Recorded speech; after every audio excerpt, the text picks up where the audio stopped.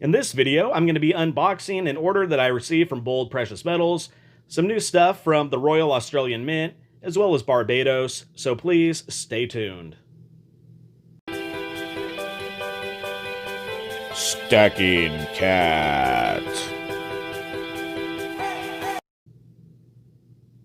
Hello everyone, and welcome to the Stacking Kat channel, where I talk all things silver with a little bit of gold, and thank you all for watching. If you could please subscribe, smash that like button, and share this video, that would be awesome. So as you can see, I have a package here that I received from Bold Precious Metals, some newish stuff from the Royal Australian Mint, as well as something from Barbados. Now, one of the silver coins that I ordered was on back order, so that's why some of these items that I'm about to unbox you've probably already seen before. They haven't been out for too long, but I thought I'd share it with everybody out there. So let me cut this open and see exactly what we got.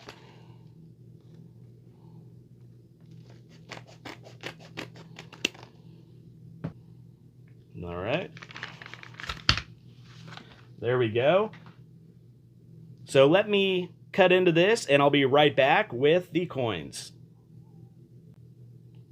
All right, so the first coin is the triangle coin, part of the Royal Australian Mint's Shipwreck series, the Zeitdorp. Now I know many of you have probably already seen this one. It is the third release in the Shipwreck series. I believe they're going to come out with a total of 4. Really nice coin. I like this series. I think it has a lot of potential on the secondary market. Right now, the Batavia, which was the first one released, is really showing that potential. Forgot these things, you have to turn them around, upside down, inside out. So yeah, the Zeitdorp 1712 is where it crashed off the coast of Western Australia in a place now referred to as the Zeitdorp Cliffs. So they named it after this particular wreckage. Let's get as close as we can in there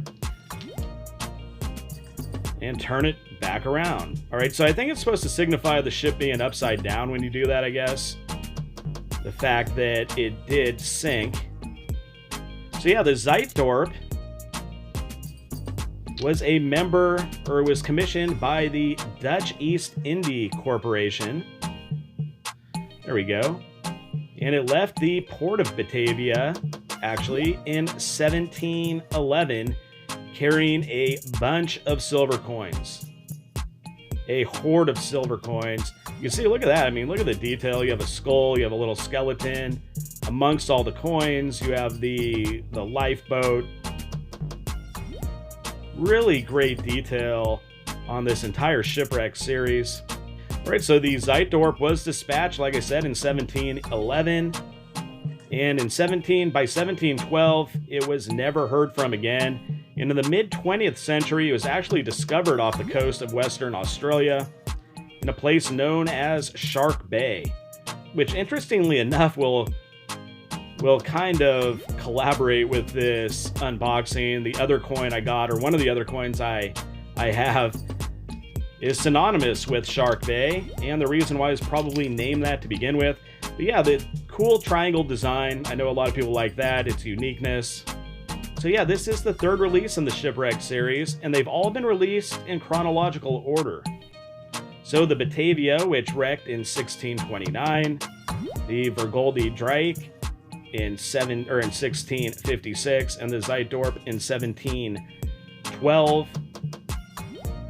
Which makes me think, what is going to be the next release? Going over a little bit of the research I did, it could be a ship called the Zeewick, which sunk in 1727 off the western coast of Australia. Kind of have the same type of idea that these had, so we will see if that one will be next. But let's kind of compare them to the other 2 releases. Of course, here is the original, the Batavia. Of course, you have to turn this thing around. Very unique in its design. So this one, yeah, like I said, it crashed in 1629. Shows kind of a fight there on shore. So that was first in the release. Gotta get these in order here. And then number 2 was the Vergoldi Drake. I know I pronounce that wrong probably every time. So yeah, this one crashed in 1656.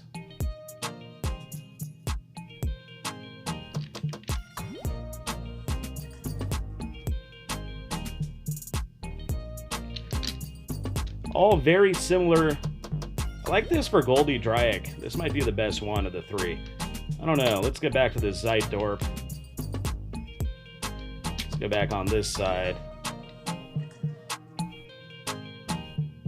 I don't know. What do you guys think? What is your favorite of the three? Is it the Batavia, the Vergoldi Drake, or the Zeitdorp?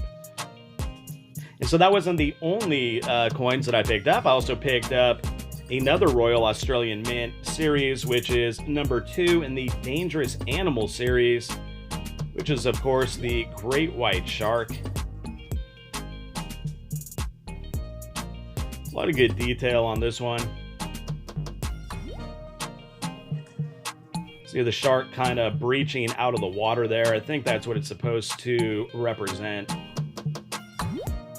Almost like, is that water looking like blood? I don't know, maybe it just snagged a seal or something. Of course, it is the 2021, so an early issue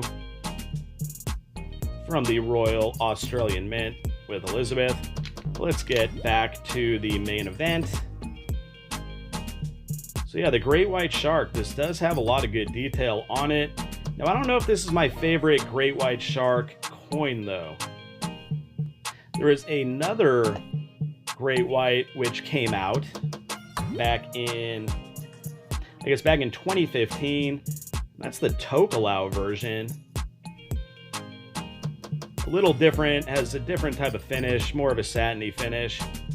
But I think the design looks a little more realistic. Although I don't know how many feeder fish are going behind Great Whites. I think this is Tokelau. Yeah, 2015 Tokelau. I mean, this is a nice coin too. I picked this up at my local coin shop a while back. I don't know, I think it looks a little more realistic than the new version. But let's get to number 1 in that series, which was the Redback Spider.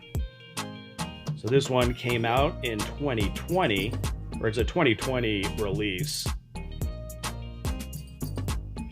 There in its web, in its native habitat. I think a little more realistic, though, than, the Great White. This one looks a little more cartoony to me, I don't know. Maybe I'm just being a little overcritical of it.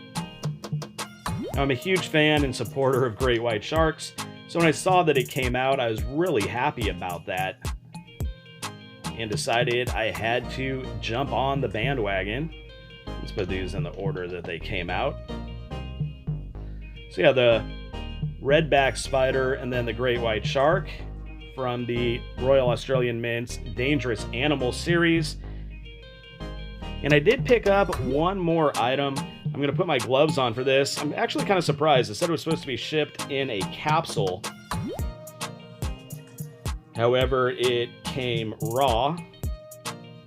And that is the 4th in the Barbados Trident series. Now, this is also the reason why this shipment was delayed a little bit. It was delayed by about 2 weeks. It said on the website on bold it would be 2 to 4. It ended up being about 2.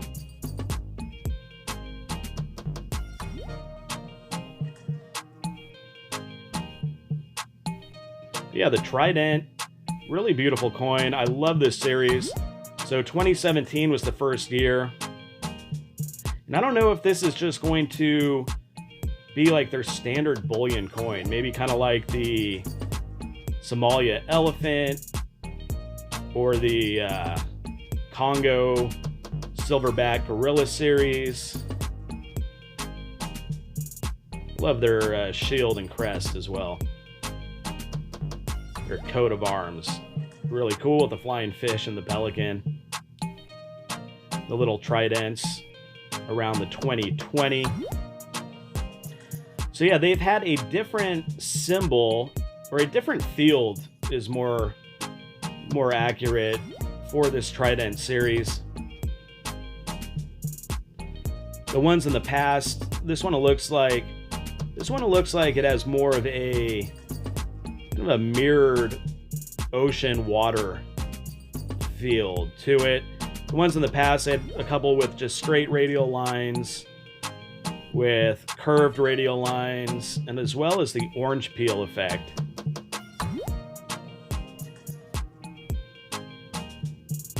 So yeah, this one has more, it looks like just water ripples or a calm lake behind it. Of course, it's an island, it's on the ocean, so a calm ocean behind it. I really like this series. And now, if you saw in a recent video I did about lower premium collectible bullion, I kind of railed against it a little bit. Let's get this a little bit closer. I did kind of rail against it a little bit just because the premiums are so much higher on them now, and the resale value isn't the same as you're going to get from an American Silver Eagle or a Canadian Maple Leaf. And I do enjoy collecting all of these different series, like the Shipwreck, for example. I think it has a lot of potential on the resale, on the secondary market. The Dangerous Animal series is cool. I just enjoy that type of stuff. And I'm a big fan of the Trident series. A lot of the Barbados stuff they put out, I support.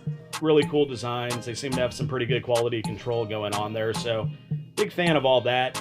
It's just some of the other bullion where there's really no potential for resale. So that's why it is. Stacking silver, it's also kind of collecting silver. So buy what you guys like. That's the important thing. Have fun with it. And when these different series come out, you know, I like to go with what I enjoy. Before, I was more of an impulse buyer. Whenever anything new came out, I just put it in the inbox and purchased it, you know, trying to get to that $100 free shipping level. I ended up buying a lot of stuff that's probably not going to retain its value. But when it comes to these different series, you know, just go with what you enjoy. Or that's my advice. Just go with what you enjoy. You know, you keep it fresh that way. You keep it unique. And some of this stuff will have really good resale value. So something also to consider. All right, so as you can see, we have the 3rd edition to the Shipwreck series right here. We have the 2nd edition to the Dangerous Animal series. Now, both of those have been put out by the Royal Australian Mint, and the Trident put out by Barbados, which is the 4th in that series. And like I said, I don't know if that's going to be just their standard bullion coin where they change up the field or maybe around the edges and the rim every once in a while, and they keep that Trident there. So we'll see if that's how it's going to go in the future. Remains to be seen. I haven't heard anything about them discontinuing the series. I was looking forward to the 2020 when it came out. I jumped on it. And I hope you enjoyed this discussion, a little bit of a coin review of these 3 different coins. And I think that's going to wrap it up then for this video. And if you'd like to see similar videos about silver with a little bit of gold, then please subscribe and push that notification bell, smash that like button, and leave a comment. And until next time, this is the Stacking Cat.